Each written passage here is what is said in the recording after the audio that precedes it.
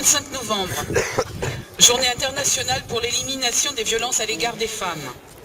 Harcèlement de rue, harcèlement sexuel, viol, violence conjugale, intrafamiliale, au travail, discrimination, violence sociale. La litanie des violences à l'égard des femmes est longue et ne change pas d'année en année. Pire, les discriminations augmentent. Les chiffres de femmes mortes sous les coups de leurs compagnons ont encore augmenté cette année, malgré une loi votée en 2010, mais à laquelle aucun moyen n'a été donné pour qu'elle soit efficace. Votée à minima et zéro moyen dédié.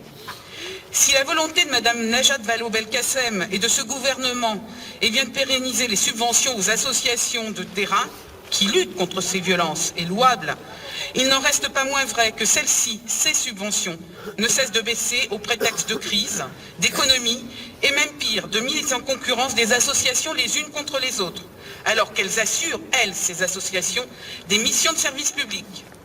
148 femmes sont décédées en 2012 sous les coups de leurs compagnons, soit 28 de plus qu'en 2011.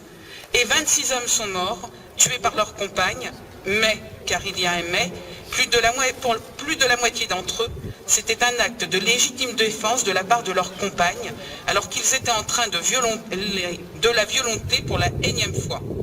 Et puis aussi, près de 600 enfants qui sont morts de ces violences, sans que cela n'interpelle vraiment la société, encore bien complaisante à l'égard des violences faites aux femmes. Mais à ces violences physiques, morales, à l'égard des femmes, se rajoutent sans conteste les violences sociales.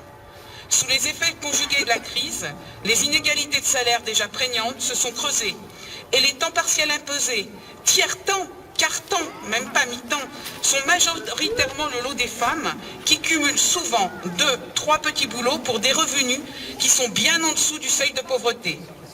À 80%, le smicard est en fait une smicarde.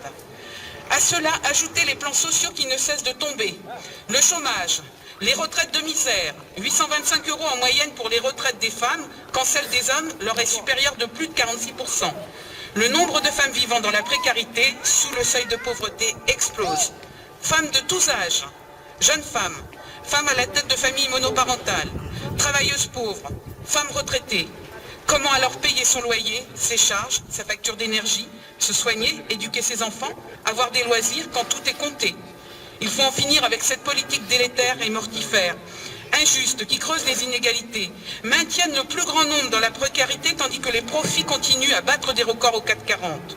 Une autre politique est possible, une autre répartition des richesses est possible, même au niveau local.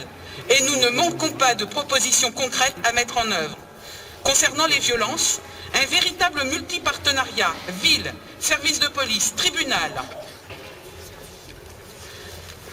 préfecture, agglo, association de terrain pour mettre des femmes à l'abri, quelle que soit l'heure, du jour ou de la nuit ou jour de la semaine.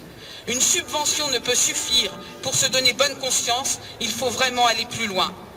Pour aider à la recherche d'emploi, possibilité de faire garder son enfant dans des places réservées de crèche, lors de rendez-vous à Pôle emploi, la mission locale, auprès d'un employeur potentiel.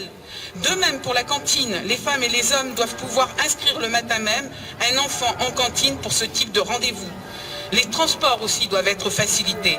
Bref, nous avons des propositions concrètes à faire pour que la ville d'Orléans soit vraiment investie dans ces problématiques et dans toutes les autres. Santé, logement, transport, éducation.